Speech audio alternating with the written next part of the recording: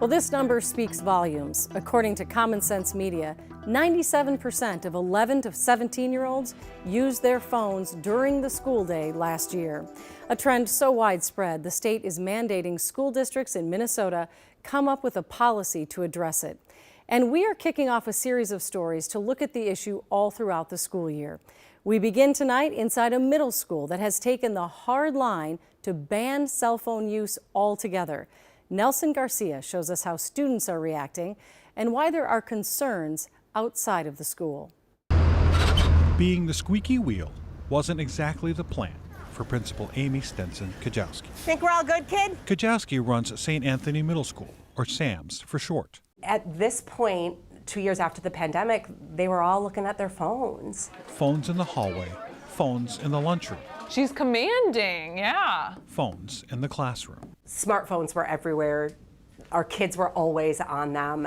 Probably watch TikToks and Instagram Reels. I either kind of like play a game on my phone or just watch stuff or talk with friends. It's really distracting, and once you're on your phone, it's hard to get off of your phone. If you're like in a group chat where people text a lot, they'll like call out of nowhere randomly in the middle of class. I don't know if it felt bold because it just felt like the right thing to do. People run tight ships. The right thing, to be the squeaky wheel. Let's find page 49. Taking the temptation away from students' hands during class. 23-24 was our first year with no cell phones, and now this is our second.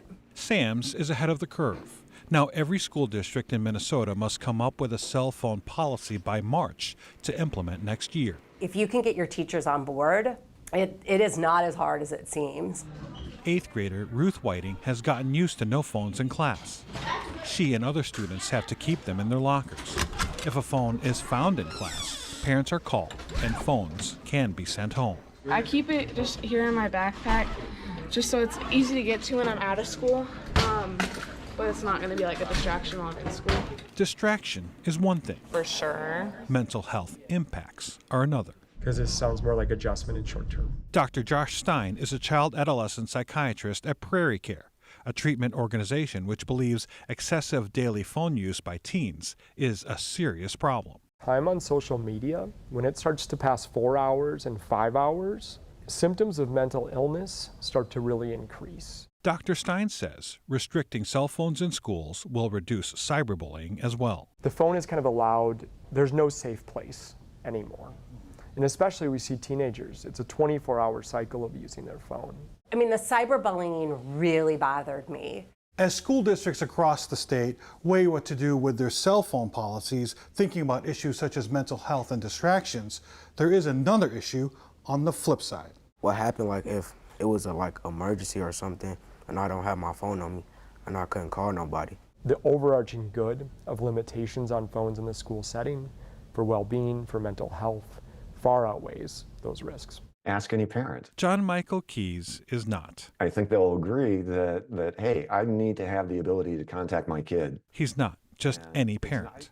His daughter, Emily Keys, was killed by a stranger who intruded into her high school classroom west of Denver, Colorado in 2006. While my daughter was held hostage, she was able to send me a text message. I love you guys. Her final words through her cell phone. And that's been transformative in Ellen and I's journey since then. John Michael and his wife Ellen started the I Love You Guys Foundation, creating free crisis response programs for 50,000 schools and organizations across the country. Student notification capacity, I think it's an important piece of the puzzle. He believes students need access to their cell phones for safety. If you ask somebody what the 3 greatest challenges in their last crisis was, the first greatest challenge is communication.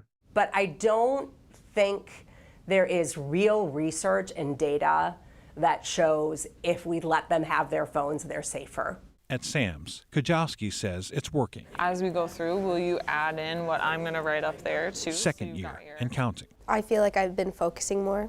It's kind of freeing to not worry like that you have your phone or have to constantly be checking it. If our experience can help any other schools pull it off, I'm happy to share. All districts will have to grab that wheel, whether it squeaks or not. As soon as they walk out the door, they're on their phones. In St. Anthony Village, Nelson Garcia, KARE 11 News. We plan to check in with districts across the state as that March deadline approaches, as each weighs what their own policy should look like.